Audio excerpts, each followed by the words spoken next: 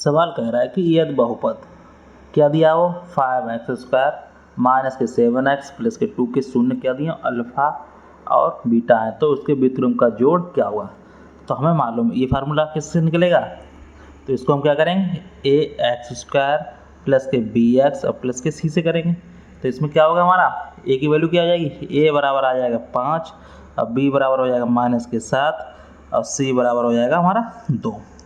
अब हमें व्युत्क्रम पूछा है तो पहले हम लिखेंगे शून्यकों का योगफल, लिखते हैं शून्य का योगफल क्या होता है अल्फा प्लस बीटा बराबर क्या होता है माइनस के बी अपॉन के ए। अब बी का मान कितना है -7 और ए का मान कितना है 5, तो कितना होगा -+7/5 आ गया।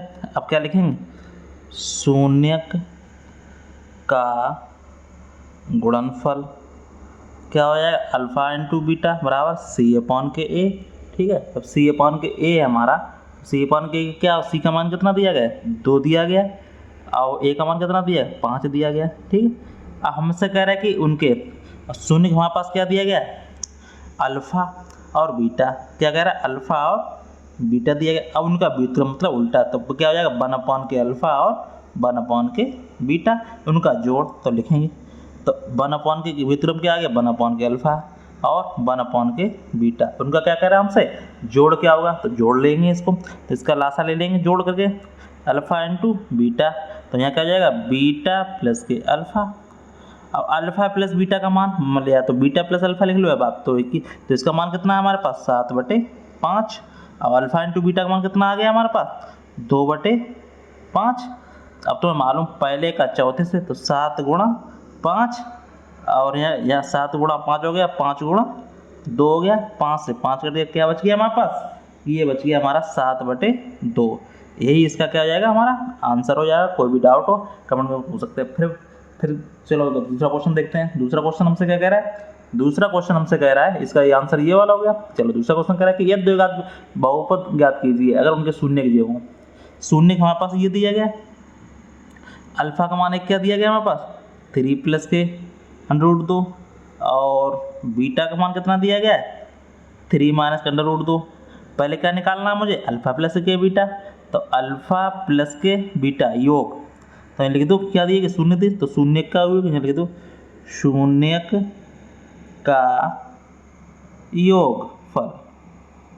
ठीक बराबर, तो ठीक अल्फा का मान कितना दिया गया हमारे पास 3 प्लस के √2, अब प्लस लगाना के योग करना है और ये क्या दिया 3 माइनस के √2, अब प्लस का √2 और माइनस का कट जाएगा, कितना आ जाएगा ये 3 + 3 = 6। अब क्या लिखेंगे शून्य का गुणनफल, यहाँ लिख दो शून्य का गुणनफल। जब शून्य का हम क्या निकालेंगे गुणनफल निकालेंगे, तो क्या हो जाएगा अल्फा इंटू बीटा। ठीक, अब इसका क्या करेंगे 3 प्लस के √2 और इसका 3 माइनस के √2। तो हमें इसका मालूम ये क्या बन गया हमारे पास a plus b a minus का फार्मूला। तो फार्मूला क्या होता है a² माइनस के b²। अब करेंगे इसका 3 × 9 और ये क्या 2 जगह बराबर कितना आ जाएगा इसका 7 मान आ गया। अब हमें फार्मूला पढ़ चुके हैं द्विघात समीकरण का निकालने का, क्या होगा x² माइनस अल्फा प्लस के बीटा और x प्लस के अल्फा इंटू बीटा, तो x² अल्फा प्लस बीटा का मान कितना आ गया हमारे पास 6 आ गया।